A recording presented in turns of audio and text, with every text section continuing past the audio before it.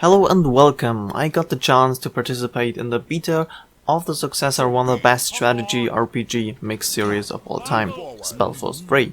The third part is not developed by closed developer Phenomic anymore, but by Grimlore Studios under the flag of THQ Nordic. The Spellforce games take place in their very own fantasy world and offer regular RTS gameplay with base building, resource gathering and big battles, as well as RPG elements with skill trees, lots of loot and dozens of main and side quests. The beta of the third installment currently offers some part of the multiplayer component of the game to test. 2 maps and a rotating chance to try out the 3 factions, elves, humans and orcs. So let me give you a short overview about how the game works before going over some bigger differences between Spellforce 3 and its predecessors, as well as generally discussing some of its features. Here we go. Starting out, you'll first need to place down some buildings to gather the most important resources: wood, stone and food. So far, so common. The building and overall managing system is a little bit different from the other Spellforce games though. You don't recruit workers anymore and send them to construct barracks, collect wood, etc. Instead, this process is relatively automated. Your HQ has a certain number of workers for building houses and provides a certain amount of free workers which will man each new building. The higher the level of your HQ, the more buildings you'll be able to support. And here we immediately get to the second big change: sectors. Of course, as you can see, there's not that much space around your HQ, and the worker limit also restricts your possibilities. This means build some light soldiers, recruit a hero and start marching to the next sector. Each sector is defended by AI units: soldiers, animals, monsters or even demons. After defeating those, you can build an outpost on the marked position. Like the HQ, those provide a couple of free workers and can be improved. Not all resources are available in each sector, meaning you will have to spread your production. Moving resources from one end of your area to the other is handled by automated carriages. Sectors therefore act as a means of map control, but also are vitally important to create a healthy economy with a regular stream of resources. Losing one sector can deal a massive blow to your economy, or the enemies.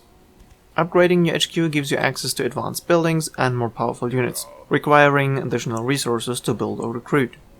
On top of that, there are heroes which level up, gain new skills and can be equipped with various items and weapons you either find or buy from local merchants. On a final note, the new Spellforce looks far grimmer than its predecessors. The previous one had a far more, colorful style to it, I find. Take a look.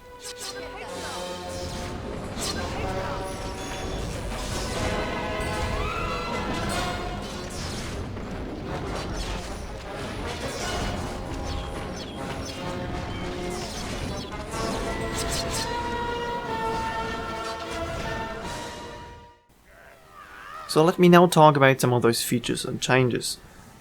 Something I want to mention right at the start: man, I love the visuals. Buildings, units and the world itself are so detailed. The maps look kinda organic, kinda real, with towering and twisted rock formations, ruins of an old castle, or a forest with a small fishing lake and an old temple in the middle of the jungle. My deepest respect to the map designers. I very much hope the rest of the maps, and especially the single player ones, will be similarly impressive. This leads right into the sector topic I already mentioned earlier. Other games tried a similar approach, the Settlers 7 for example, but here I actually like how the system works. Since each sector has clearly defined geographical borders, the feeling of map control seems very real. You control a valley, or part of a forest, or the area around the lake. Spellforce 3 clearly tries to promote an offensive playstyle. Due to the worker limit, it doesn't allow you to dig in by spamming dozens of defensive towers like you were able to do in the previous games. But instead it urges you to conquer new sectors and allows you to, right from the start, without barracks and special resources, recruit troops and start exploring and conquering the map. Base building is lean, straightforward and fast. This allows for quick starts and minimizes those boring waiting times where you're just watching resources slowly arrive at your HQ. A lot of people may miss the freedom you got by having worker units you task with constructing buildings or resource gathering. However, since the new mechanics interlock so well, I can accept this design choice. It feels right, even if I would love from time to time to send all my hunters to gather wood, for example. And, well, you can still reallocate your workers within one sector, shifting the focus between certain production lines, for example. Even with these changes, the game still feels familiar. It follows its own as well as standard RTS traditions.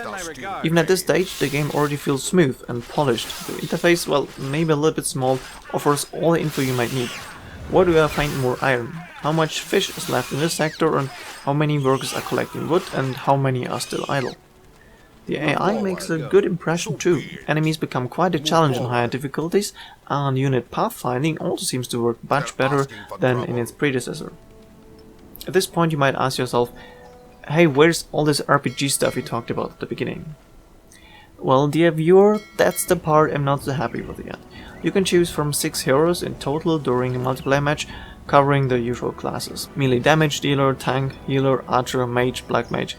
But they so far just don't feel quite as special as in the previous Spellforce games. They're all anonymous dudes.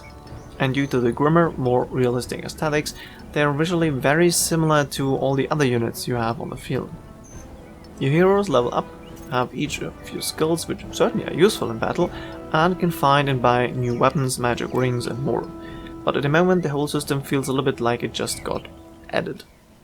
On the other hand, it's important to keep in mind heroes usually feel more special and powerful in single-player campaigns over multiplayer battles. I'm pretty sure there, the mode I'll probably be playing the most, the heroes will feel as awesome as they have in the previous games. The basis for it is certainly there. Another thing, and partly connected to the heroes, is magic. For my taste, there is not enough of it in the game at the moment. Sure, there are mage units and heroes, but for a Spellforce game, I'm hoping for a little bit more magic action later on. More standard units which can wield those powers, and heroes who can do more than just throw fireballs. Finally, a few words to the factions. So far only humans and orcs were playable, and not even against each other, which makes giving a balanced assessment impossible. As an orc fan, I love the style of their buildings, as well as their units. Cavalry sitting on big wargs, huge trolls wielding massive maces, and the normal well-armored orc infantry. Both factions are easy to get into, but unfortunately are also very similar. There are some minor differences, like the humans starting with a specialized anti-buildings unit, while the orcs get some light cavalry, but otherwise you follow the same processes for constructing, expanding, having the same kind of standard units. Let's see what the elves will bring to the game. And if there will be any more factions coming to the game at a later date, maybe with an add-on? The current beta roadmap announces the elves for the next week, followed by making all 3 factions playable against each other in early June. I also hope for some additional maps, for example with a snow or desert setting. And of course, I'd love to hear and see more about the single player. So far there hasn't been that much info and even less pictures or videos about it. According to the devs, the campaign will at least take 30 hours, and I hope they stay true to their promise. A just 15-hour single-player campaign wouldn't be appropriate for this series in any way. Should there be more info, and especially should there be the possibility to look at and play some story parts, I'll definitely make another video to summarize my impressions. Right now, Spellforce 3 looks very promising, innovating in some parts while still providing an excellent RTS experience, which already appears to be very polished at this early stage. I'm looking forward to more news, more content, and, of course, the final game. It has been too long since the fantastic Spellforce 2 came out. Thank you very much for watching, I hope to see you again next time.